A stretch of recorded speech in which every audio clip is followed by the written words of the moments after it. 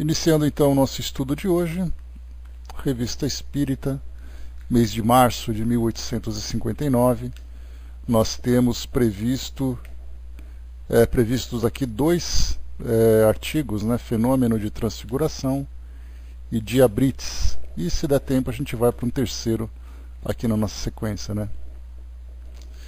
Ainda bem para vocês, viu, Marion? Vamos lá então, pessoal.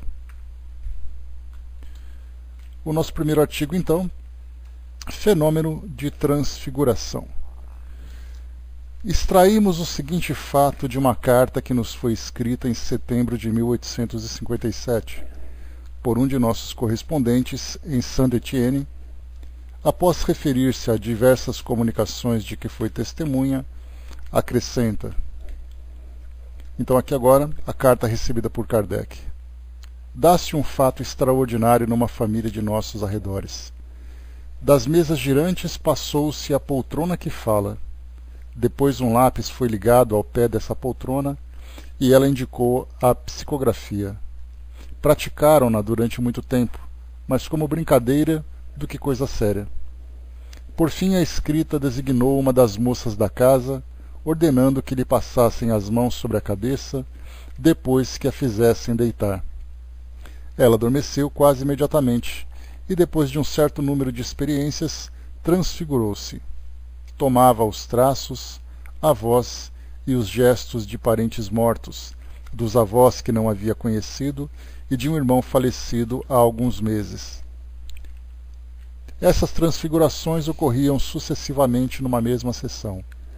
Disseram-me que ela falava um dialeto que não é mais o do nosso tempo, pois não conheço nem o antigo nem o atual. O que posso afirmar é que numa sessão onde havia tomado a aparência do irmão, vigoroso e decidido, essa mocinha de 13 anos deu-me um rude aperto de mão. Esse fenômeno repete-se constantemente da mesma maneira há 18 meses, mas somente hoje produziu-se espontânea e naturalmente sem imposição de mãos. Bom dia, Gilda. Então essa aqui foi a carta recebida por Kardec. Quando se fala em transfiguração, nós falamos de uma manipulação de fluidos por parte dos espíritos que são capazes de modificar a aparência, modificar a altura, modificar até mesmo a voz, porque nós lembramos que a transfiguração ela acontece não apenas na aparência, ela acontece, por exemplo, em cordas vocais, né? Então nós temos várias pesquisas que foram apresentadas, né? William Crookes, por exemplo, escreveu um livro especificamente sobre isso, assim como também nós temos uma médium, Ana Prado, aqui do Brasil, que viveu no Pará, que era uma médium de efeitos físicos assim dos mais impressionantes aqui no Brasil, e ela era uma médium de transfiguração, inclusive na própria capa do livro dela, mostra ela sentada, um livro sobre ela, né? Mostra ela sentada em uma cadeira dessas de balanço, transparente, ela ficando transparente. Então essa manipulação de fluidos ela provoca fenômenos dos mais interessantes e dos mais impressionantes também. Então esse caso aqui é a aparência que a pessoa tem, acaba tomando por outra, né? Nós temos até no próprio Evangelho a transfiguração do Monte Tabor, né? Chama Cartas de uma Morta, o nome desse livro, que inclusive é o livro que eu estou lendo, né? Então fala sobre fenômenos que ela era capaz de provocar, né? Com essa sua habilidade e tudo mais, né? Então bem interessante, diferente, por exemplo, né? De um fenômeno intelectual, que nós temos ali uma ideia que é transmitida, né? Nesse caso, alguns fenômenos são simplesmente provocam apenas uma impressão naqueles que são os espectadores, né? E pode sugerir uma ideia a partir do momento em que, por exemplo, tentou uma aparência de alguém conhecido. Então não é uma mensagem clara, mas dá ali uma sugestão de uma mensagem. Kardec traz para nós aqui um comentário. Apesar de bastante raro, esse estranho fenômeno não é excepcional.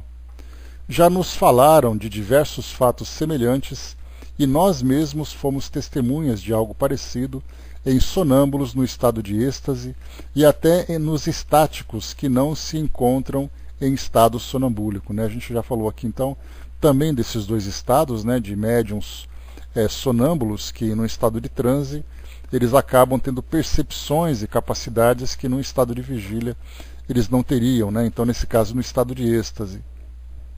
E nesses estáticos também, né, nos médiums, que tem ali uma capacidade de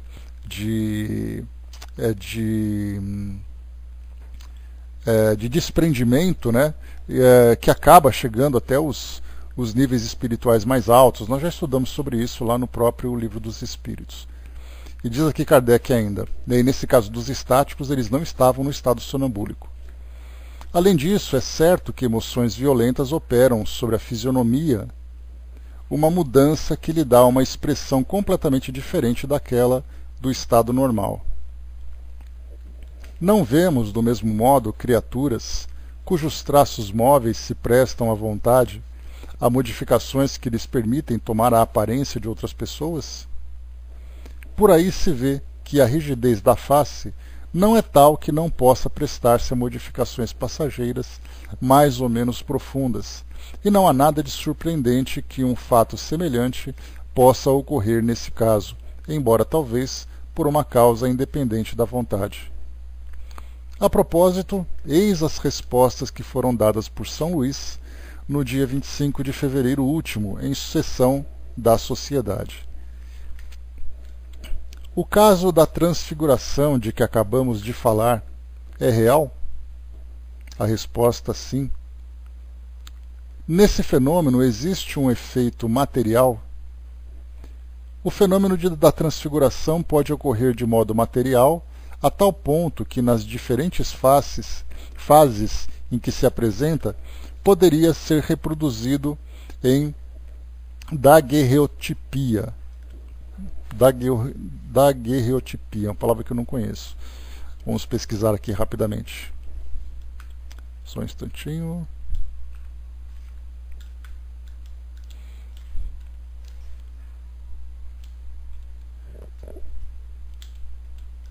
Nome bem estranho, a gente pesquisa. Vamos lá. Daguerreotipia, antigo processo de obtenção de imagens fotográficas por ação de vapor de iodo sobre uma placa de prata sensibilizada. Após vários minutos de exposição sobre luz forte, revela-se a imagem, que é então fixada com hipossulfito de sódio, né? Aqui nesse caso nós temos, né, algumas imagens interessantes da época, que poderíamos dizer que foi a precursora da fotografia, que nós conhecemos, né, da fotografia tradicional de revelações e tudo mais. Então, dá essa impressão. Depois nós temos aqui, então... Bom dia, Regina. Como se produz esse efeito? A transfiguração, como entendeis, nada mais é que uma modificação da aparência, uma mudança ou uma alteração das feições que pode ser produzida pela ação do próprio espírito sobre o seu envoltório ou por uma influência exterior. O corpo não muda jamais. Todavia, em consequência de uma contração nervosa, adquire aparências diversas, né? Então, nesse caso, nessas contrações nervosas, nós lembramos o caso, por exemplo, de alteração da voz, quando nós temos ali a compressão, né, ou relaxamento das cordas vocais.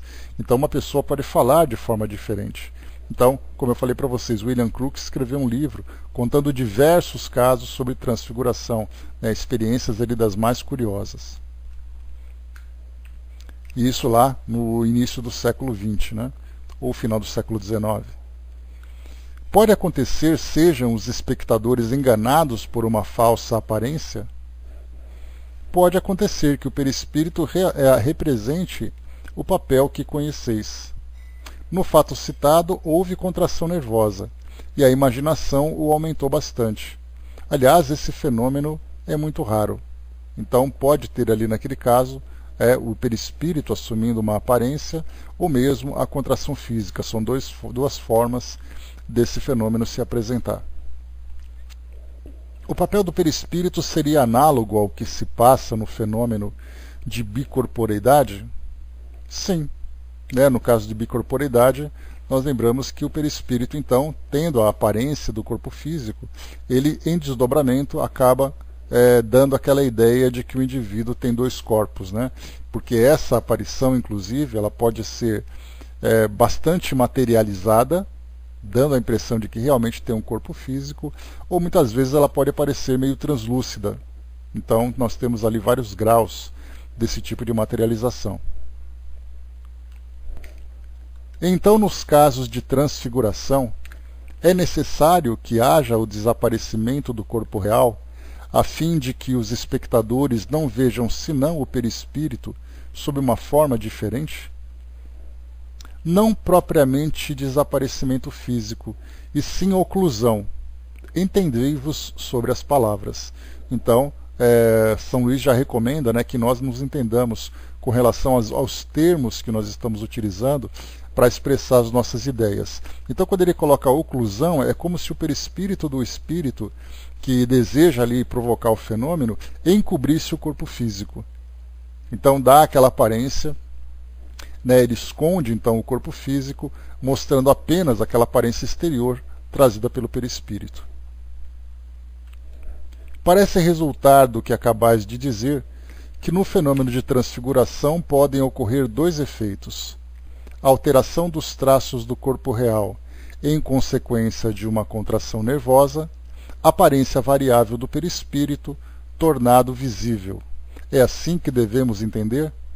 Certamente. Como eu tinha comentado anteriormente, então são esses dois efeitos que nós podemos encontrar, tanto a parte física como a parte fluídica também. Qual a causa primeira desse fenômeno? A vontade do espírito, porque nenhum tipo de fenômeno mediúnico ocorre simplesmente com a vontade do médium, mas acontece com a vontade do espírito que deseja interagir com os encarnados, porque se o espírito não tivesse nenhum interesse nessa interação, para que ele provocaria ou participaria de algum tipo de fenômeno? Então ele deseja se mostrar presente e transmitir sua ideia, seja ela de que qualidade for, de uma qualidade superior, de uma qualidade inferior. Então o espírito, é o ponto inicial, a vontade do espírito. Todos os espíritos podem produzi-lo? Não, nem sempre os espíritos podem fazer o que querem. Aqui nós temos duas interpretações que nós podemos dar a essa resposta. Quando Kardec pergunta: todos os espíritos podem produzi-lo?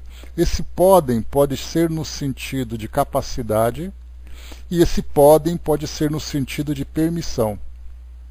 Aqui não dá para entender exatamente qual a ideia de Kardec, Mas não, na verdade dá para entender a ideia de Kardec, que ele pergunta se todos os espíritos têm a capacidade de produzir. Mas aqui a resposta dada por São Luís é: nem sempre os espíritos podem fazer o que querem. E aqui também nós temos um outro sentido.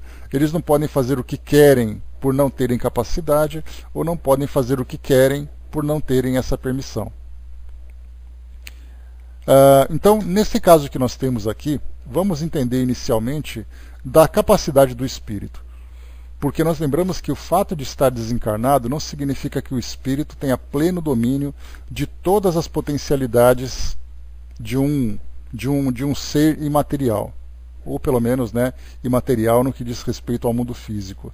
Ele não pode, por exemplo, nós já estudamos bastante sobre isso, sobre as sensações, impressões, a forma que o espírito se comunica, o seu deslocamento, a influência que ele pode exercer. Então nem sempre os espíritos têm essa capacidade de utilizar esse potencial para fazer aquilo que ele deseja. Precisa se desenvolver, precisa adquirir novos conhecimentos sobre as suas, vamos dizer assim, sobre as suas habilidades, E da mesma forma também nós lembramos que esses espíritos, para interagirem dessa forma tão patente junto ao corpo físico, eles precisam estar muito próximos também da matéria.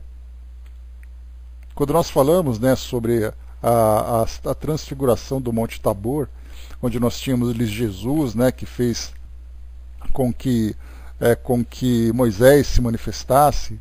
Então ali nós tivemos um fenômeno de um espírito que nós podemos considerar como sendo elevado. Então ali existe a assistência, existe o interesse, existe a possibilidade. Bom dia, Conceição. Então, nesse caso, nós temos aqui, tratando dessa parte de capacidade, nem todos os espíritos podem fazer aquilo que eles desejam. Tanto que é assim que, se todos eles tivessem essa capacidade, nós teríamos uma interferência contínua aqui no mundo físico. E aí entra também um outro ponto. Nem sempre os espíritos podem fazer, no sentido de permissão, o que querem. Porque, do contrário, nós viveríamos absolutamente envolvidos pelo caos. Principalmente no que diz respeito aos espíritos inferiores, que interfeririam aqui no nosso mundo à vontade. Hoje nós temos, por exemplo, essa ideia de que os espíritos podem interferir na nossa vida da forma como eles desejam. É mostrado isso, por exemplo, nos filmes, principalmente filmes de terror, onde nós temos ali a presença dessas entidades fazendo e acontecendo, inclusive provocando mortes, provocando acidentes dos mais bizarros, simplesmente porque eles têm a vontade de fazer isso. E não é assim que acontece. Então, eles podem produzir no sentido de capacidade, no sentido de permissão. Mas, no sentido de capacidade, há necessidade, de fato, dos espíritos terem ali um conhecimento, uma habilidade para provocar qualquer tipo de fenômeno. Até mesmo a psicografia é algo que exige do espírito conhecimento. Nós temos esses relatos, por exemplo, quando nós vemos nas comunicações familiares que são transmitidas em centros espíritas, que geralmente o espírito diz: é fulano que está aqui do meu lado me ajudando nessa comunicação. Relatado pelo próprio espírito durante a comunicação. Isso mostra que transmitir uma ideia, a transmissão do pensamento, o envolvimento com o fluido, faz com que o espírito, para que ele possa fazer isso, se capacite, tenha conhecimento, tenha técnica para esse tipo de fenômeno. Número 10. Como explicar a força anormal dessa mocinha transfigurada na pessoa de seu irmão? Voltando um pouquinho aqui para a gente ver esse trechinho, foi relatado aqui em cima para nós. Aqui em cima, só para a gente poder ver.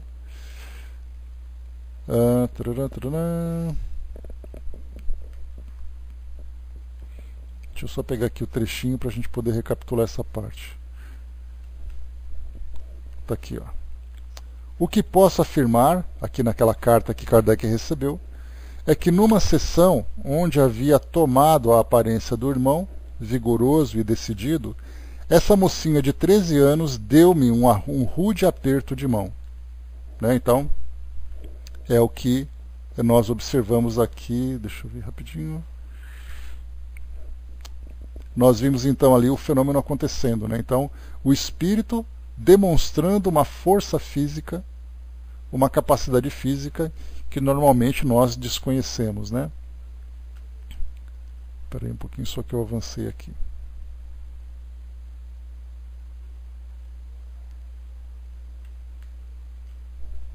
Mais um pouquinho só. Tá, achei. Então, como explicar a força anormal dessa mocinha transfigurada na pessoa de seu irmão? Não possui o espírito uma grande força? Aliás, é a do corpo em seu estado normal. Observação. Esse fato, Kardec colocando agora, esse fato nada tem de surpreendente.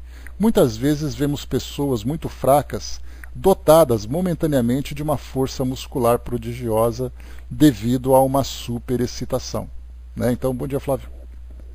Então, aqui, como é colocado para nós, a estrutura física permite, muitas vezes, uma potencialização daquela força, que foi o que aconteceu, então, durante essa transfiguração, o espírito fazendo com que o corpo físico daquela jovem apresentasse uma potência diferenciada.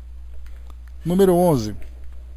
Quem chegou agora aqui, Kardec estudando uma carta aqui da Revista Espírita de março de 1859, falando sobre transfiguração. E aqui, então, Kardec analisando o fenômeno em que uma jovem, assim que ela entrava em estado de transe, ela começava a apresentar a aparência de familiares desencarnados. Então Kardec recebendo agora respostas de São Luís para poder entender um pouco mais sobre o fenômeno. Número 11, lembrando, mais uma vez, que Kardec, nós não tínhamos ainda o Livro dos Médiuns trazendo detalhes, né, dos diversos fenômenos que foram estudados. Então aqui o primeiro artigo, né, a primeira informação mais consistente, um pouco mais profunda que nós temos da transfiguração, veio exatamente da Revista Espírita. Então Kardec ainda estava naquele processo, né, de desenvolvimento das bases da doutrina. Número 11. No fenômeno da transfiguração, já que o olho do observador pode ver uma imagem diferente da realidade, dar-se-á o mesmo em certas manifestações físicas? Por exemplo, quando uma mesa se ergue sem contato das mãos e a vemos acima do solo, é realmente a mesa que se deslocou? Aí São Luís não deixa por menos, né? Ainda o perguntais? Né? Ou seja, não é para apenas algo fictício, algo ilusório, não é apenas uma ilusão que tem ali, né? uma vertigem, né? Mas na verdade é uma realidade que nós temos. Quem a levanta? A força do espírito. Observação.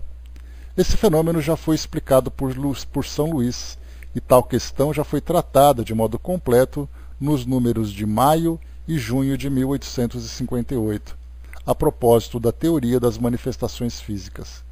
Foi-nos dito, nesse caso, que a mesa ou qualquer outro objeto que se move é animada de uma vida fictícia momentânea, que lhe permite obedecer à vontade do espírito. Então, nessa observação de Kardec, ele já faz uma referência daqueles fenômenos que foram estudados no ano anterior, na edição do ano anterior da Revista Espírita, e essa pergunta que ele coloca aqui na número 11, que parece uma pergunta muito óbvia, né, se no fenômeno de transfiguração nós temos ali algo que é uma ilusão que muitas vezes acaba sendo provocada às vistas do observador, ele quis saber se o fenômeno de efeito físico, no caso de uma levitação de mesa, também poderia ser provocado através de uma ilusão. Kardec muitas vezes ele dá a impressão de que ele é redundante nas suas perguntas, são perguntas muito óbvias, mas é importante lembrar que quando ele faz essas perguntas, tanto que ele a publica, se fosse uma coisa constrangedora, ele omitiria isso na publicação. Ele coloca exatamente para que os leitores entendam de modo muito claro, de modo muito objetivo, aquilo que ele está querendo dizer, para que não fiquem dúvidas. Porque depois que nós estudamos transfiguração, com a manipulação de fluidos, com os fenômenos que vão acontecendo, Kardec poderia colocar assim, quer dizer então que outros fenômenos também podem ser ilusórios. Né? Sim, também, né? Algumas respostas, tem alguns espíritos que são impacientes, né, Dudu? Importante lembrar que às vezes ele faz perguntas aqui na Revista Espírita, que o espírito acaba sendo meio seco, meio impaciente de responder, porque lembra que nem todos os espíritos que se comunicam são espíritos espíritas, e muito menos são espíritos pacientes. Nós temos espíritos que são evocados, criminosos, pessoas de outras crenças, que você faz uma pergunta que para ele parece ser ofensiva, e eles respondem de uma forma direta também. Né? Então, nós temos ali, da mesma forma, né? Sim, na Revista Espírita, mas lá no Livro dos Espíritos, algumas respostas que Kardec recebeu, a resposta é óbvio. Mas aí, como eu falei para vocês, é Kardec que provoca essas respostas exatamente para que possa ter ali uma clareza naquela ideia que está sendo transmitida. Depois aqui da observação, Kardec então ele conclui o artigo. Né? Certas pessoas quiseram ver no fato uma simples ilusão de ótica. Olha só o comentário que ele coloca lá em cima agora, né, atendendo àquela questão número 10. Certas pessoas quiseram ver no fato uma simples ilusão de ótica, que por uma espécie de miragem, eu falei vertigem, na verdade me fugiu a palavra, é miragem que eu queria dizer, que por uma espécie de miragem as fariam ver uma mesa no espaço, quando realmente estava no solo. Se assim fosse, não seria menos digna de atenção. É curioso que aqueles que desejam contestar ou denegrir os fenômenos espíritas os expliquem por causas que elas mesmas seriam verdadeiros prodígios e igualmente difíceis de compreender. Ora, por que tratar o assunto com tanto desdém? Se a causa que apontam é real, por que não as aprofundam? O físico procura conhecer a razão do menor movimento anormal da agulha imantada, no caso, por exemplo, né, de uma bússola, quando uma agulha procura o norte. O físico, quando vê aquele fenômeno, ele quer entender. No caso, quando nós vemos um fenômeno físico acontecendo como parte da participação do espírito, né, como tendo a participação dos espíritos, por que ignorar a existência dos espíritos?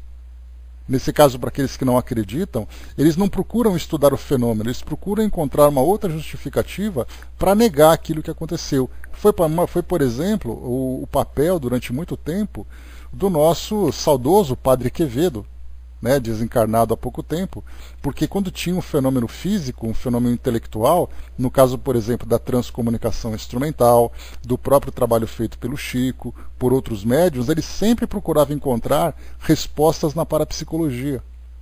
Mesmo sendo um padre, mesmo sendo membro de uma instituição que também é espiritualista, no caso da Igreja Católica. Mas ele procurava sempre fenômenos para denegrir, para poder diminuir a importância da presença dos espíritos, já que dogmaticamente a sua religião diz que os espíritos não têm permissão de interagir conosco. Então, sempre procurando trazer ali uma resposta paralela, e como Kardec diz, se a resposta não fosse por si só surpreendente, né, já valeria a pena o estudo dela. O Flávio colocou aqui embaixo, né, como se diz, Kardec gosta de confirmar o confirmado, e várias vezes, né, ele gosta de ser redundante para que ninguém tenha dúvidas. Então, como foi colocado, né, no caso da física, um físico então estudaria tranquilamente o movimento anormal da agulha imantada. O químico, a mais ligeira mudança na atração muscular. Aqui tem um comentário de rodapé. O correto seria, né, atração molecular, não muscular, né? Então ele lembrando sempre que eles colocaram aqui a tradução ao pé da letra, né? Mas seria então o químico estudando a atração molecular. Por que então se veria com indiferença fenômenos tão estranhos como esses de que falamos, ainda que resultassem de um simples desvio do campo visual ou uma nova aplicação das leis conhecidas? Isso não tem lógica. Certamente não seria impossível que, por um efeito de ótica, semelhante ao que nos permite ver um objeto dentro da água mais alto do que realmente está, por causa da refração de raios luminosos, uma mesa nos aparecesse no espaço quando na verdade estaria no chão. Entretanto, há um fato que resolve peremptoriamente a questão. É que quando a mesa cai bruscamente no solo e quando se quebra, isso não nos parece uma ilusão de ótica. Mas voltemos à transfiguração. Se uma contração muscular pode modificar a fisionomia, não o será senão dentro de certos limites. Mas certamente, se uma mocinha toma a aparência de um velho, nenhum efeito fisiológico lhe faria nascer a barba. Parando por aqui, nós temos então um detalhe importante. Reforçando então o que Kardec afirmou para nós. Primeiro, nós temos duas causas desse fenômeno: a contração muscular provocada pelos espíritos e também a manipulação dos fluidos que podem dar essa aparência exterior. No primeiro caso, né, como a gente já conversou várias vezes, inclusive estudando mesmo a própria transfiguração, nós encontramos muitas vezes a presença de Dr. Bezerra de Menezes junto a Divaldo Franco em palestras que nós vemos na internet, ou para aqueles que tiveram sorte, viram ali em loco, né? Então, quando o Dr. Bezerra se comunica, nós temos uma mudança na voz do Divaldo. E lembrando, quando nós falamos em contração muscular da face, nós podemos também considerar contrações e relaxamento muscular das pregas vocais, alterando a voz do médium. E quando o Dr. Bezerra se comunica, nós vemos Divaldo tendo uma aparência, o rosto dele, a impressão que dá é que o rosto fica mais flácido. O corpo dele toma um formato diferente do que o Dr. Bezerra. Poderia até dizer o corpo de velho, né? Mas Divaldo está com quase 90 anos, né? Então não dá para a gente colocar um corpo de velho numa pessoa com a idade do Divaldo, mas Divaldo tem uma postura, né, muito jovial, apesar da idade dele. Mas quando o Dr. Bezerra se comunica, nós percebemos assim, dá a impressão de ser uma pessoa mais idosa, ou com características diferentes. Ali nós vemos um fenômeno de transfiguração, embora nós não reconheçamos. Porque muitas pessoas dizem assim que Divaldo tem assim apenas um um relaxamento natural dele. Mas nós percebemos que realmente se transforma na aparência do Divaldo. O modo de falar, uma movimentação da boca fica diferente. Então, ou o Divaldo estaria simulando esse tipo de mudança, coisa que não é o caso, né, porque nós não vemos necessidade de nenhum tipo de interpretação teatral para a comunicação de um fenômeno, conhecendo o caráter de Divaldo, ou nós vemos ali a ação do espírito sobre a musculatura, sobre o corpo dele. Tudo muda, o corpo fica mais curvado, o rosto muda, a voz muda, fica ali uma transformação. E nós vemos ali nada mais, nada menos do que uma transfiguração, ainda que não seja num grau tão avançado como nesse caso, né? Quando Joana se apresenta, ele fica com fisionomia jovem. Eu vou confessar, Angelina, que eu nunca vi o Divaldo transmitindo uma comunicação de Joana de Ângeles. Mas eu vou pesquisar agora que você comentou para satisfazer essa curiosidade. Eu nunca tinha visto, né? Mas você colocou que ele fica com uma fisionomia jovem, né? Então tá aí, né? Essa ideia a gente vai procurar para conhecer um pouquinho mais, né? Mas de qualquer forma nós temos então que na contração muscular isso é facilmente observável. E continua aqui para nós. Então assim, ó, se uma contração muscular pode modificar a fisionomia, não o será senão dentro de certos limites. Mas certamente, se uma mocinha toma a aparência de um velho, nenhum efeito fisiológico lhe faria nascer a barba. É preciso, pois, buscar sua causa alhures, ou seja, fora daquilo que nós conhecemos.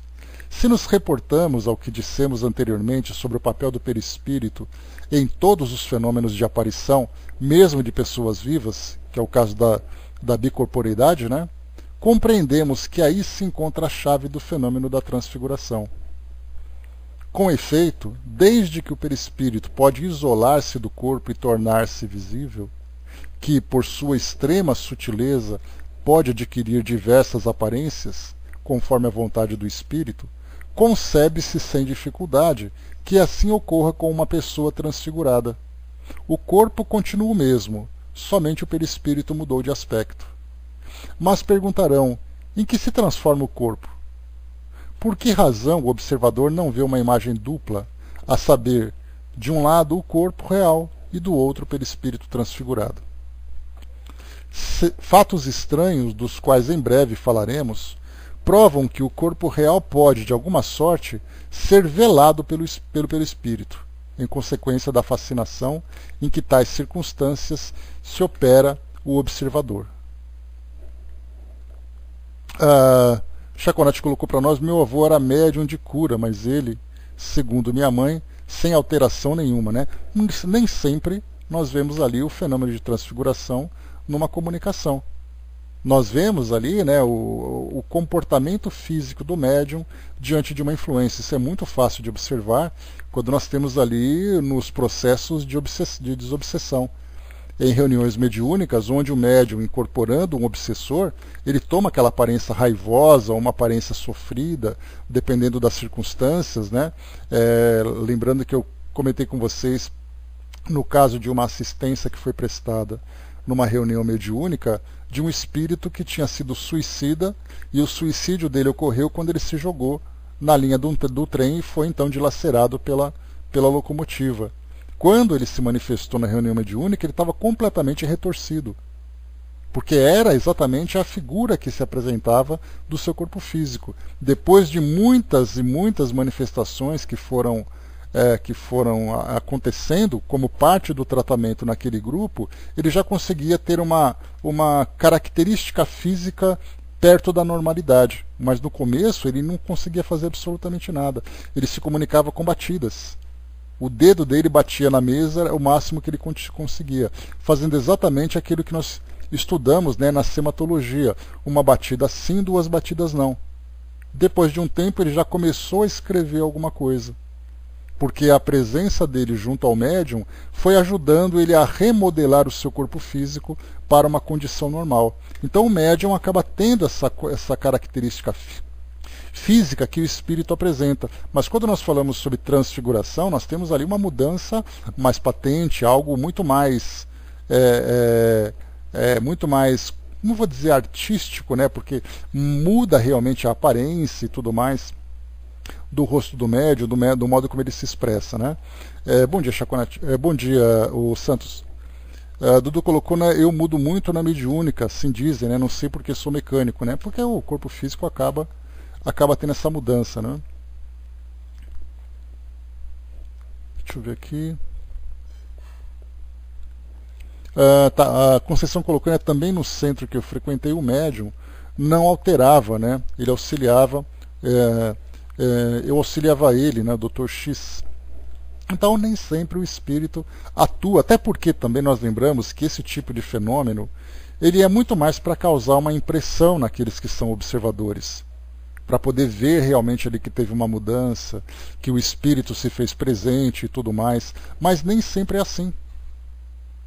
O espírito, quando ele vai se comunicar com o objetivo de trabalho, ele não tem por que ficar provocando fenômenos para impressionar a plateia.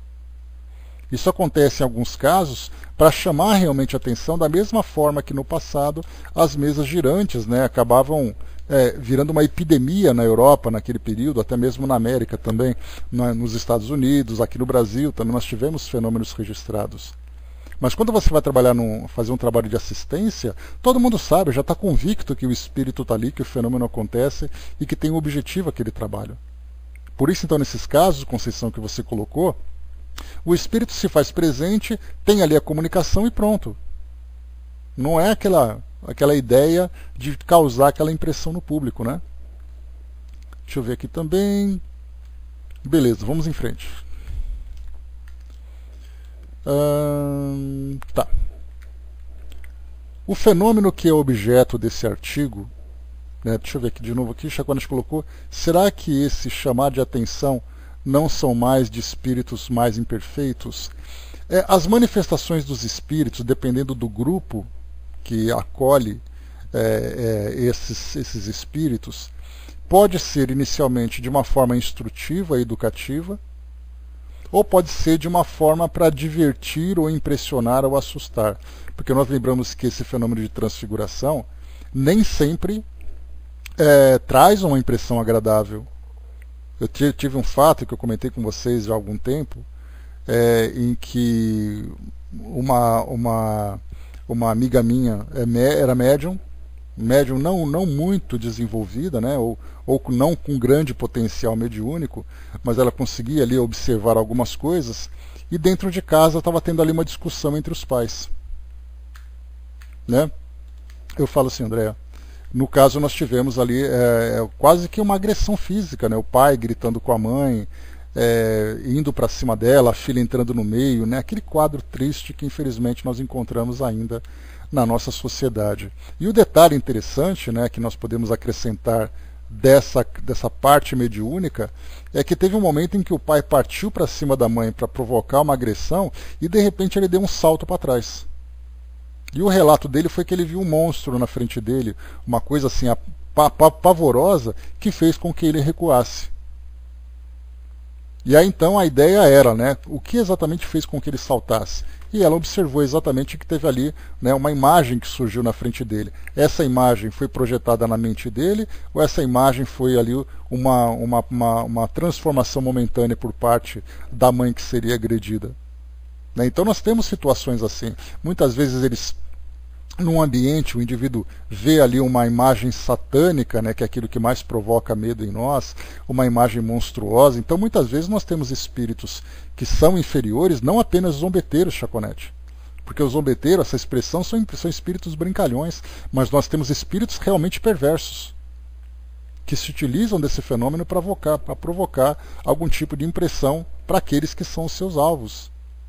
Né? Então isso pode provocar-se uma mudança agradável ou desagradável, como qualquer coisa, qualquer tipo de fenômeno mediúnico. Numa comunicação você pode receber uma comunicação instrutiva ou pode receber uma ameaça de morte por parte do espírito. Então depende muito do espírito, depende muito do médium, depende muito da forma como esse fenômeno acontece, depende do objetivo que ele coloca na sua mediunidade, se é uma mediunidade positiva, uma mediunidade caridosa, a chamada mediunidade cristã, ou é apenas uma mediunidade fútil, e ele se envolvendo então com, né, entrando em sintonia com grupos inferiores, que ele acaba se tornando depois sujeito a todo esse tipo de fenômeno, né? Então, lembrando sempre que esses fenômenos acontecem dessa forma. Deixa eu ver mais aqui. Angelino colocou, né, não são todas as vezes quando acontece de alguém chegar com problemas obsessivos. Quando termina o atendimento é que percebo a real fisionomia, né? Então, também tem essas mudanças durante esse trabalho. André perguntou aqui sobre a aparição de pessoas vivas. É a bicorporeidade, André. Quando você tem ali, né, o deslocamento, o espírito se emancipa, e aí então ele se materializa. Então, ali é a manifestação de pessoas vivas, nesse sentido, né? Então, pela simples e pura bicorporeidade. Nós já estudamos também, né? Flávio lembrou aqui também, né? Às vezes não temos esses fenômenos de transfiguração, mas temos médiums que mudam um pouco a expressão, mostram raiva ou outros sentimentos, mudam o tom de voz, é mais comum, né? Então, assim, quando se fala... Não tem nada a ver com transfiguração. Apesar, né, a gente pensa assim, né, Andréa? Nem sempre esses fenômenos são observados, mas nós vemos que pode ser possível. Imaginarmos, por exemplo, já que nós temos comunicação mediúnica de pessoas vivas, né? Então, comunicação, pessoas vivas que estão ali num estado de transe, ela se emancipa e se recomunica com o médium. Porque é importante sempre a gente lembrar, né, que quando nós falamos em comunicação mediúnica, nós falamos de comunicação entre espíritos, não apenas entre encarnados e desencarnados. Kardec já trouxe para nós alguns artigos falando sobre isso, em que nós temos ali pessoas que estão emancipadas, e dessa emancipação ela se manifesta, então, junto ao médium e traz a comunicação. Então, a bicorporeidade é quando o espírito se emancipa e se materializa. São dois fenômenos. Primeiro, ele se emancipa, beleza, ele pode fazer ali a sua viagem, chamada viagem astral, né? Conhecer lugares, se apresentar em lugares, observar e voltar ali para o seu corpo físico normal. Ou ele pode, nessa emancipação, também se materializar quando ele apresenta condições para isso.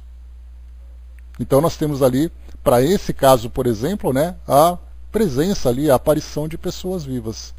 Agora, quando nós temos esse caso de emancipação, ele pode influenciar outra pessoa, se ele se comunica numa reunião mediúnica, por que não poderia, por exemplo, interferir junto ao médium e provocar um fenômeno de transfiguração? Então, quer dizer, eu não li nada sobre isso, mas quando a gente começa a analisar todas as possibilidades que o espírito tem, nós vemos que sim, é possível que isso aconteça, embora não tenha sido registrado ainda. Porque o fato, importante isso, o fato de Kardec ter estudado mediunidade não significa que se esgotaram todas as possibilidades e todas as dúvidas foram sanadas. Fenômenos mediúnicos que acontecem durante a história da humanidade em várias regiões do mundo, que Kardec simplesmente não teve contato. Mas que existem. É possível isso. Então, esses são fatos curiosos que a gente vai observando e analisando não o fenômeno em si, já que ele não foi observado ainda, mas a possibilidade dele acontecer. Deu para vocês entenderem mais ou menos esse raciocínio? Deixa eu ver, colocou também aqui, a Marion colocou, né, já aconteceu isso comigo, né, me falaram que mudei bastante a voz. É exatamente porque quando o espírito acaba se aproximando do médium, isso pode, né, trazer ali um relaxamento do corpo físico do médium, principalmente quando é médium inconsciente, né, porque ele se entrega completamente para a manifestação do espírito. Agora, quando é médium ali intuitivo apenas, ele continua sendo ele mesmo, acaba tendo mais dificuldade. Então, essas pequenas transformações, porque a gente tem aquela ideia, né, de que ou o fenômeno acontece ou ele não acontece. Mas Kardec já apresentou para nós vários raciocínios, falando, por exemplo, que muitas vezes o fenômeno acontece em graus diferentes. Então nós poderíamos dizer, por exemplo, que nas reuniões mediúnicas, todos os médiuns passariam por uma pequena dose de transfiguração, quando tem essas contrações, esses relaxamentos. Sim, é possível. Então, em vez de nós pegarmos 100% de uma transfiguração, o médium passaria por 5 ou 10%. Exatamente aí, né, Flávio? Essas nuances que vão acontecendo, muitas vezes nós somos assim, ou é sim ou é não. Mas entre o sim e o não, nós temos ali várias fases desses fenômenos que podem ser observadas. Uma primeira fase, por exemplo, onde nós temos aquela pequena caracterização, ou depois ali uma mudança muito drástica. Então por isso que nós temos aqueles médiums que são muito potentes e aqueles médiums que ainda são fracos. Que Kardec já estudou sobre essa questão de médiums que são muito fortes nas manifestações e outros que não são tantos. Isso nós vemos, né? Pegar, por exemplo, uma referência para nós, um médium como Chico Xavier, um médium como Divaldo, um médium como Dona Ivone, que são médiums muito potentes. E outras vezes nós temos os médiums em casas espíritas que o máximo que fazem ali é trazer uma simples comunicação. Mas e no caso dos fenômenos físicos? Sim, pode acontecer. Há aquele médium que tem uma capacidade de doação de ectoplasma muito maior do que outros. E aqueles que mais doam favorecem cada vez mais essas manifestações. Então entendamos sempre isso sobre essa questão, né, das nuances, das variações, das capacidades que cada médium tem. Os fenômenos são os mesmos, mas a forma como eles se manifestam variam então de médium para médium e de espírito para espírito também. Deixa eu ver aqui. A André colocou um pouco lá em cima, né, mas não tem nada a ver com a transfiguração, foi aquilo que eu comentei agora, né? Deu para entender um pouco mais agora, André? Se tiver alguma dúvida, coloca aí que a gente traz um pouco mais aqui de ilustração para poder facilitar o nosso entendimento. A Chaconete colocou, né, os médiuns são instrumentos do espírito nesse momento, né, e acho eu que depende do espírito. E muitas vezes, né, Chaconete, a gente lembra que nem sempre os espíritos encontram médiuns, primeiro, que tenham capacidade, que tenham potência para que o espírito possa se manifestar plenamente. E outras vezes nós temos ali a questão da afinidade entre espírito e médium. Nem sempre eles conseguem estabelecer uma afinidade. A gente lembra, por exemplo, né, que segundo aqueles pesquisadores da história de Chico Xavier, disseram que André Luiz ele foi se aproximando gradualmente, até que estabelecesse uma sintonia perfeita para que os livros então começassem a se comunicar. Não foi assim, André Luiz chegou e falou, vamos escrever, começa aí. Né? Assim como nós já vimos uma história de muitos médiuns também que precisaram de tempo para desenvolver essa capacidade para que o espírito se aproximasse. Né? E Flávio lembrou da afinidade fluídica também. Vamos em frente, vamos lá. Pois é, tem médium que é tijolo mesmo que não sente nada, né? Mas vamos ver. Deixa eu ver aqui então. Tá. O fenômeno que é objeto deste artigo já nos havia sido comunicado há muito tempo. E se dele ainda não havíamos falado, é por não ser nossa intenção fazer desta revista um simples catálogo de fatos destinados a alimentar a curiosidade, uma árida compilação sem apreciação nem comentários.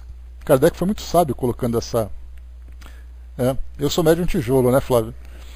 Então, aqui nós temos, né, o comentário de Kardec, que muitos fenômenos vão sendo descritos durante a publicação da Revista Espírita e depois vão sendo trabalhados no raciocínio, na investigação, porque Kardec não queria simplesmente ir colocando como se fosse um catálogo de mediunidade, não é esse o objetivo, mas é estudar realmente como ele está fazendo aqui. Nossa tarefa seria muito fácil e nós a levamos mais a sério. Antes de tudo, dirigimos-nos aos homens de raciocínio, aos que, como nós, querem conhecer as coisas, pelo menos daquilo que nos é possível. Ora, ensinou-nos a experiência que os fatos, por mais estranhos e multiplicados que sejam, de forma alguma são elementos de convicção. Ou seja, né, os fenômenos físicos, embora eles sejam patentes e impressionantes, nem sempre convencem. Se fosse assim, seria simples, né? A humanidade já estaria convencida. Porque o que tem de fenômeno acontecendo por aí... Quanto mais extraordinário é um fato, tanto mais anormal nos parece e menos dispostos nos encontramos em dar-lhe crédito. Queremos ver, e quando vemos, ainda duvidamos. Desconfiamos da ilusão e das conveniências. Já não é assim quando encontramos uma causa plausível para os fatos. Todos os dias vemos pessoas que outrora atribuíam aos fenômenos espíritas a imaginação e a credulidade cega e que hoje são adeptos fervorosos precisamente porque agora esses fenômenos não lhes repugnam a razão.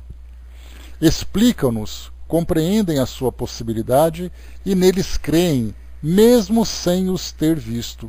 É o nosso caso, nós começamos a analisar as possibilidades dos fenômenos, nós fazemos pesquisas, vemos relatos e tudo mais, e mesmo que nós não tenhamos na presença do fenômeno, nós entendemos a sua possibilidade. Antes de falar de certos fatos, tivemos de esperar que os princípios fundamentais estivessem suficientemente desenvolvidos, a fim de compreender suas causas. Os da transfiguração está nesse número. Para nós, o Espiritismo é mais do que uma crença, é uma ciência. E nos sentimos felizes por ver nossos leitores, que nossos leitores nos compreendam. Né? Então está aqui o artigo sobre transfiguração. Bom dia, mami.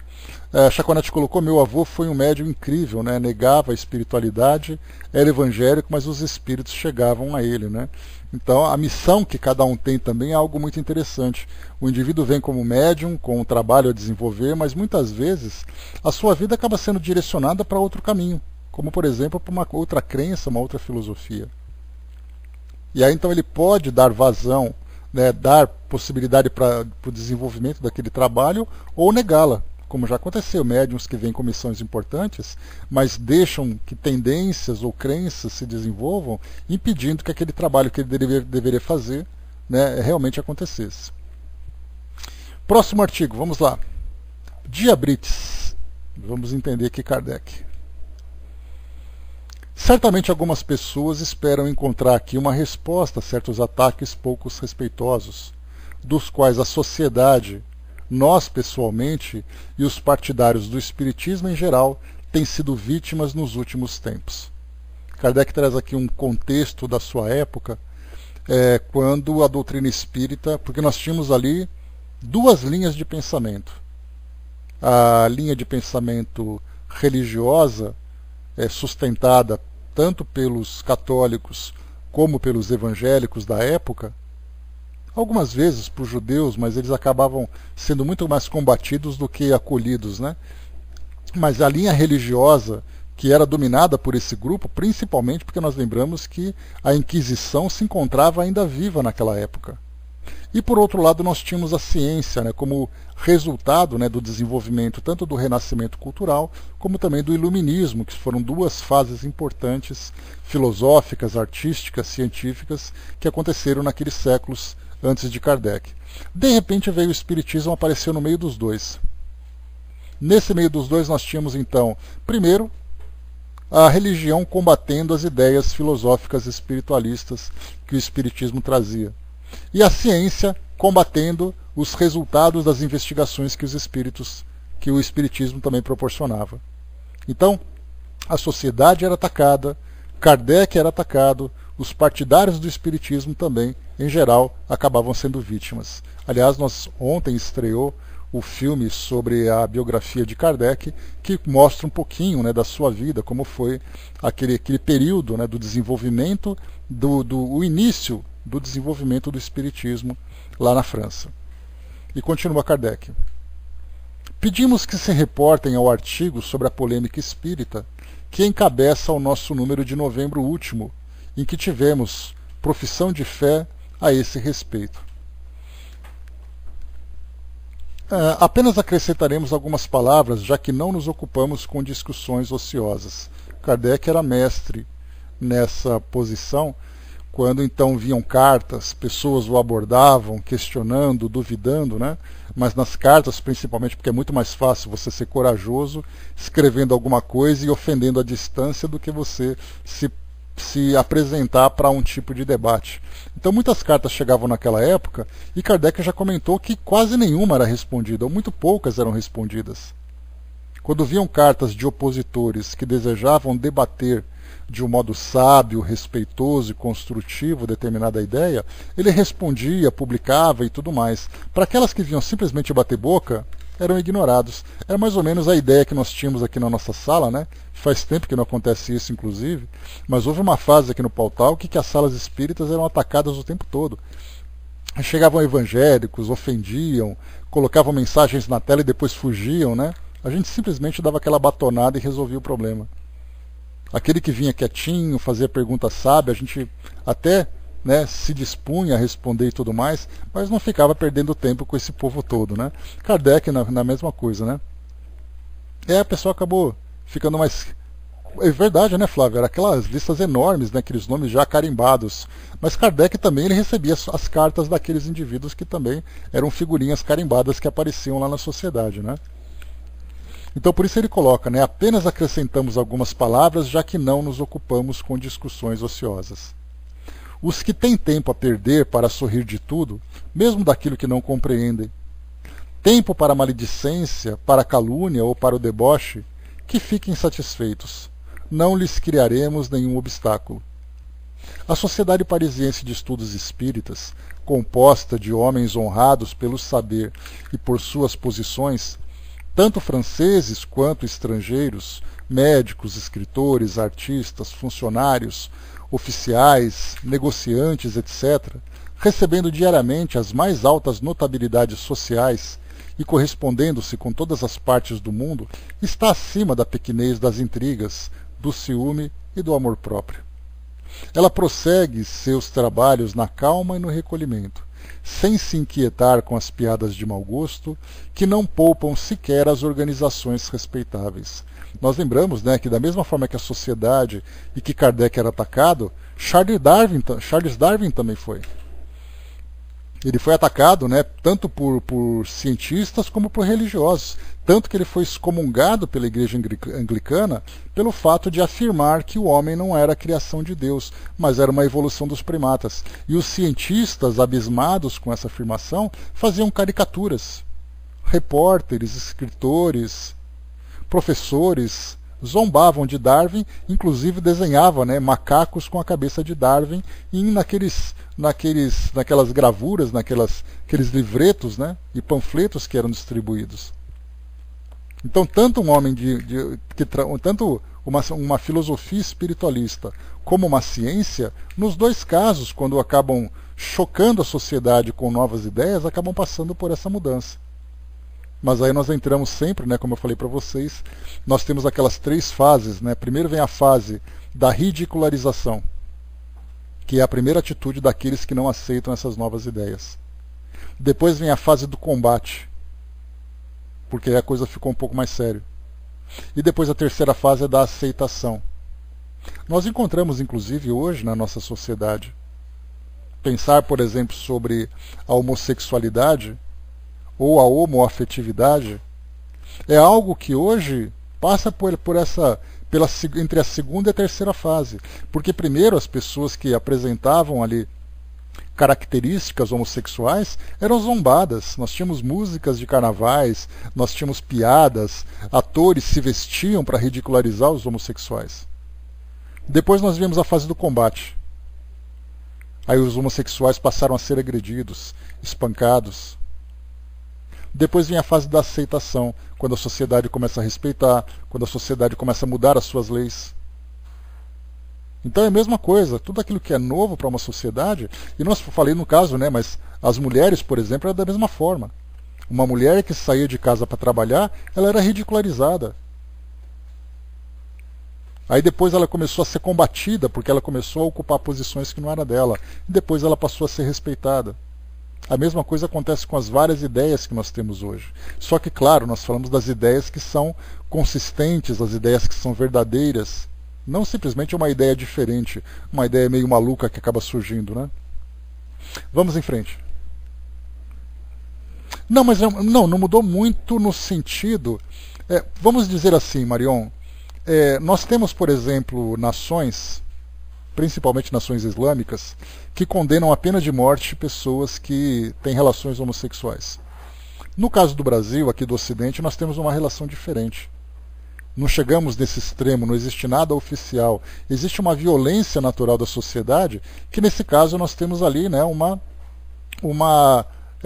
combate a esse gênero, né? Por isso nós temos todas as lutas, são consideradas minorias e tudo mais, né? Esse é um debate profundo, filosófico, que a gente vai entrar, e lembrando que as mudanças vão acontecendo naturalmente, né? O próprio cristianismo, mesmo depois de quase 2000 anos de existência, continua sendo combatido por outros lugares do mundo. Então nada vai se transformar de uma hora para outra, né? Mas nós percebemos que as mudanças vão acontecendo.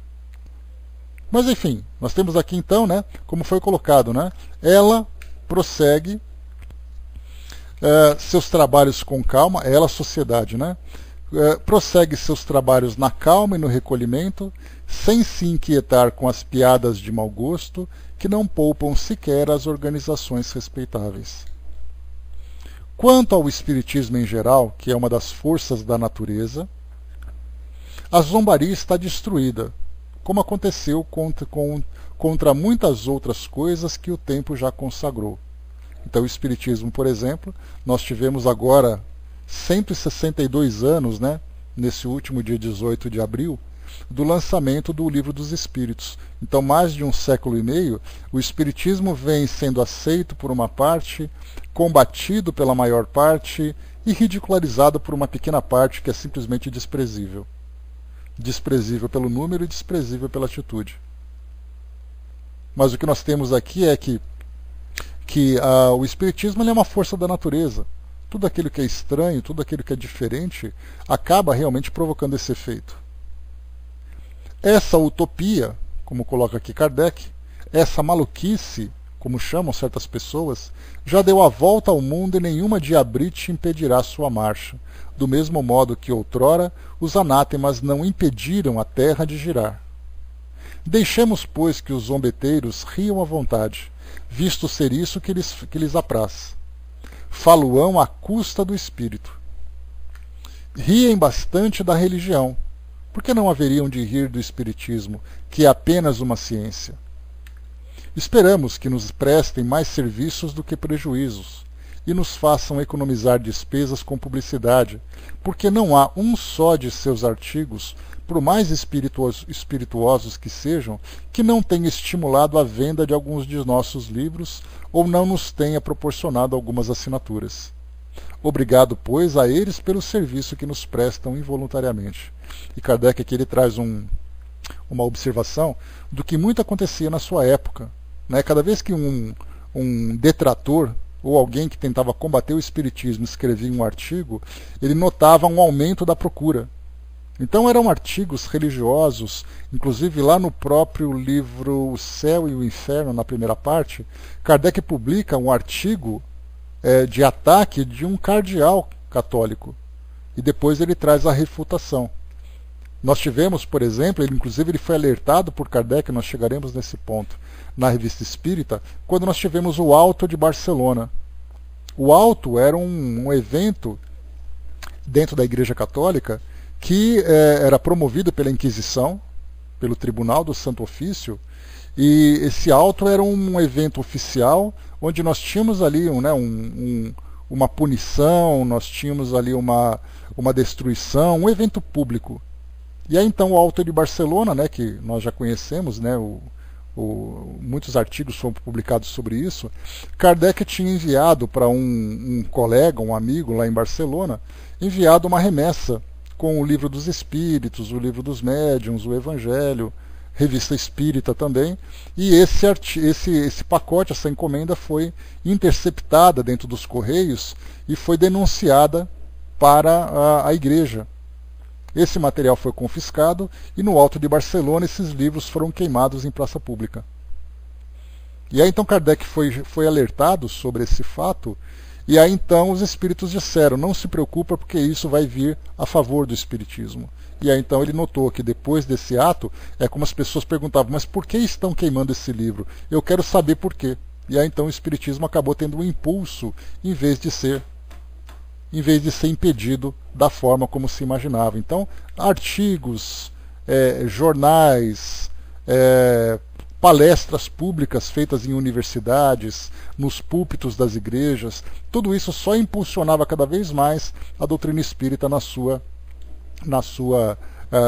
disseminação. O espírito queima, o escrito queima, mas as ideias ficam de fato. Igualmente, continua aqui Kardec, temos pouco a dizer quanto aos que nos toca pessoalmente. Aqui agora ele já fala dos ataques pessoais. Se aqueles que nos atacam, quer de maneira ostensiva, quer disfarçada, imaginam que nos perturbam, perdem seu tempo. Se pensam em nos barrar o caminho, enganam-se do mesmo modo, pois nada pedimos e apenas aspiramos a nos tornar úteis no limite de das forças que Deus nos concedeu. Por mais modesta que seja a nossa posição, contentamo-nos com aquilo que para muitos seria mediocridade. Não ambicionamos posição, nem honras, nem fortuna. Não procuramos o mundo, nem os seus prazeres.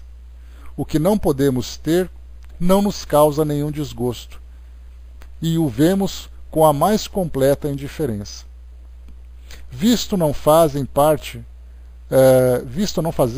de nossos gostos, não invejamos aqueles que possuem tais vantagens, se vantagens há, o que aos nossos olhos é um problema, porquanto os prazeres efêmeros deste mundo não asseguram melhor lugar no outro. Pelo contrário. Nossa vida é toda de labor e de estudo, e consagramos ao trabalho até os momentos de repouso. Olha que interessante, né? Kardec, até dormindo, ele trabalhava, né? E nós sabemos de fato que isso acontecia. Aí nada há que cause inveja. Como tantos outros, trazemos a nossa pedra ao edifício que se levanta. Entretanto, coraríamos se disso fizéssemos um degrau para alcançar o que quer que fosse. Ou seja, né, aproveitar esse trabalho, aproveitar essa posição tão importante para uma ascensão pessoal, enaltecendo o orgulho, a vaidade, Kardec coloca para nós aqui que sentiria vergonha por isso. Que outros tragam mais pedras que nós, que outros trabalhem tanto e melhor que nós, e os veremos com sincera alegria. Nesse caso não são as pedras da agressão, mas as pedras da construção. O que queremos, antes de tudo, é o triunfo da verdade, venha de onde vier, pois não temos a pretensão de ver sozinho a luz. Se disso deve resultar alguma glória, o campo a todos está aberto e estenderemos a mão a quantos nesta rude caminhada nos seguirem com lealdade, abnegação e sem segundas intenções particulares. Sabíamos muito bem que, empunhando abertamente o estandarte das ideias de que nos fizemos propagadores e afrontando preconceitos, atrairíamos inimigos, sempre prontos a desferir dardos envenenados contra quem quer que levante a cabeça e se ponha em evidência. Há, entretanto, uma diferença capital entre eles e nós. Não lhes desejamos o mal que nos procuram fazer, porque compreendemos a fragilidade humana e é somente nisso que a eles nos julgamos superior. Nós nos rebaixamos pela inveja, pelo ódio, pelo ciúme e por todas as paixões mesquinhas, mas nos elevamos pelo esquecimento das ofensas. Eis a moral espírita. Não vale ela mais do que a das pessoas que dilaceram o próximo? Não nos foi ditada pelos espíritos que nos assistem e por aí podemos julgar se eles são bons ou maus? Ela nos foi ditada pelos espíritos que nos assistem e por aí podemos julgar se eles são bons ou maus. A moral espírita mostra-nos as coisas do alto tão grandiosas e as de baixo tão pequenas que não podemos senão lamentar os que voluntariamente se torturam para proporcionar a si mesmos alguma satisfação efêmera ao seu amor próprio. Então esse artigo aqui de Abrites, que Kardec coloca, na verdade é que é só uma manifestação pessoal dele a respeito daquilo que acontece nas suas relações, nas relações com a sociedade, né, e com as instituições também, que ele percebe que isso nada o abala. É claro que nós vemos aqui Kardec, nesse período de 1859, nesse começo dos trabalhos efetivamente que ele fazia, e lá no livro Obras Póstumas, nós temos ali artigos pessoais dele que foram publicados depois, né, da sua desencarnação, obviamente, que mostra ali a dificuldade que ele enfrentava, assim como também o próprio Chico. Muitas vezes chorava em silêncio, desabafava no seu círculo mais íntimo, falando sobre as dificuldades, as perseguições, principalmente no começo, quando ele começou a fazer esse trabalho de divulgação, lá por volta de 1930 para frente.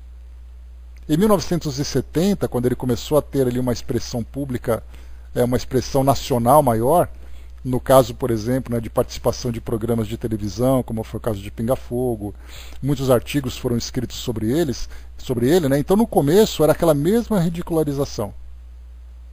Falavam do Chico, falavam da sua aparência, falava do seu jeito, falava do seu modo de falar.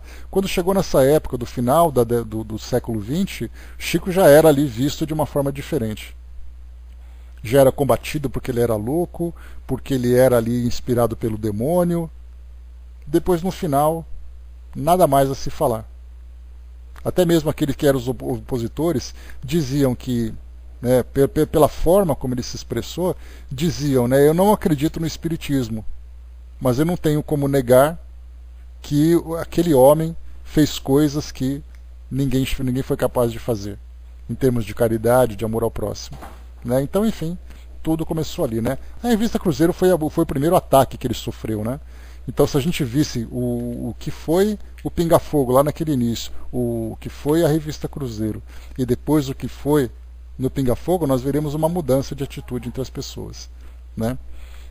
E não é trabalho para qualquer um, né, Conceição? É um trabalho ali que é coisa difícil. Mas, enfim, nós veremos depois, né, mais para frente, algo um pouco mais, né, sobre o Alto de Barcelona. Veremos um pouco mais também sobre as experiências de Kardec, porque durante a revista ele vai de vez em quando dando ali um desabafo, fazendo uma análise do que vem acontecendo, apontando ali um ponto mais forte, um ponto mais fraco que ele vai observando, né? Enfim, no final, né? De um modo geral, né, a gente pode colocar, né, por que o Espiritismo incomoda tanto, né? Primeiro, porque ele traz para as pessoas, né, uma ideia muito diferente daquela que é dominante. No caso, por exemplo, nós temos a Igreja Católica, né, que é a religião predominante e que em seus dogmas falam, por exemplo, sobre a proibição da comunicação dos espíritos, fala sobre essa ideia da reencarnação, também é algo que vai contra esses dogmas, e as igrejas evangélicas também seguiram esse mesmo caminho. Né? Então, aqui no Brasil, em especial, apesar de todo o seu ecumenismo, né, porque o espiritismo acaba sendo atingido por esses apontamentos, assim como também a Umbanda, assim como também o Candomblé. No caso da Umbanda e Candomblé, por exemplo, não é só a mediunidade, mas são seus próprios rituais. Então, tudo aquilo que vai contra aquela ideia dominante acaba sendo atacado. Então o Espiritismo vem exatamente por isso. E a mediunidade, que é o ponto principal, Kardec comenta sobre isso no livro Céu e Inferno, que fala sobre a proibição de Moisés naquele passado, né? Se a gente pegar... Porque para entender um pouco sobre isso, precisa entender qual é a origem desses apontamentos. Se vocês tiverem oportunidade, peguem o Antigo Testamento e leiam lá no comecinho, mas façam isso como lição de casa. Porque para poder entender o que acontece hoje, é preciso entender qual é o pensamento, qual é a origem desse pensamento. Lá no Antigo Testamento, nos primeiros livros, você tem Deuteronômio e você tem Levíticos. São dois livros que falam muito sobre as leis sociais, as leis da sociedade, mas eram leis baseadas numa base, eram sustentadas por uma base religiosa, porque eram consideradas leis de Deus. Então estava dito, por exemplo, que os médiuns seriam expulsos e seriam apedrejados. Para aqueles que levam muito a ferro e fogo essas afirmações, hoje, embora não apedrejem e nem expulsem, fazem esses ataques morais,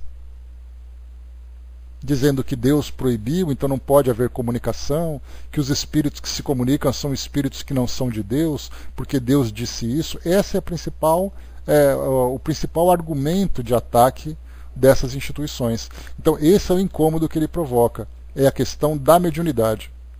E muita gente acaba se preocupando muito mais com a mediunidade do que o fundamento filosófico da doutrina espírita. Como eu comentei com você semana passada, né? Muitas vezes o indivíduo olha uma injeção, o fato dele saber aplicar uma injeção, ele acha que é médico. O fato dele olhar para a mediunidade, ele acha que conhece a doutrina espírita. E na verdade não. Né? Então, no caso da reencarnação, a reencarnação nem incomoda tanto, né? Porque o reencarnar ou não reencarnar, você está aqui. Mas a mediunidade é algo presente, é algo que acontece realmente nas nossas instituições. E ela que é principalmente combatida. Tanto é assim que, se você falar que é médium, as pessoas vão até torcer o nariz para você. Mas se você disser que é espírita, as pessoas podem até torcer o nariz para você. Mas se você disser que é médium, que fala com o espírito, vão te olhar de um modo diferente. Aí o preconceito acaba sendo ali o dominante, né, o fator dominante. Então esse é o ponto principal. Então, enquanto o entendimento sobre a vida no mundo espiritual e também sobre esse mecanismo de comunicação dos espíritos não for bem compreendido, vai haver esse combate. Infelizmente. Beleza, pessoal? Então é isso. Fechando aqui o nosso estudo de hoje, mas vem mudando isso tudo, né? Hoje nós temos médiums que se destacam muito mais pela postura pessoal do que pelo fenômeno propriamente dito. Que foi o caso do Chico, né? Do Chico, do Divaldo, que você fala assim, nossa, ele é médium. Muito antes de ser médium, uma pessoa que tem ali trabalhos sociais excepcionais, que muitos daqueles que criticam não conseguem nem começar. Então isso vale muito mais a pena, é o que realmente chama a atenção. Então, meus amigos, encerrando por aqui o nosso estudo de hoje. Na semana que vem nós vamos começar o estudo, o artigo que é muito interessante, hein? Conversas Familiares de Além-Túmulo, Paul Gaimard. Muito legal esse artigo, né? Olha, médico da Marinha, viajante naturalista, falecido no dia 11 de dezembro de 1858, com 58 anos de idade. Evocado a 24 do mesmo mês por um de seus amigos, o Sr. Sardou. Então nós veremos aqui uma entrevista com um naturalista que desencarnou. Lembrando que naquela época os naturalistas estavam em voga, né? Nós tínhamos ali o próprio Charles Darwin, que era naturalista. Nós tínhamos aqui no Brasil vários outros naturalistas. E aqui nós temos então entrevista com um. Lembrando que naturalista era aquele que estudava biologia, botânica e outras tantas ciências da natureza. E nós veremos então a perspectiva de um espírito que foi naturalista, como ele vê toda a experiência que ele viveu, agora como desencarnado. Dom Pedro II, principalmente, ele era naturalista, né? O Dom Pedro I era mais bon vivant, né? Mas o segundo,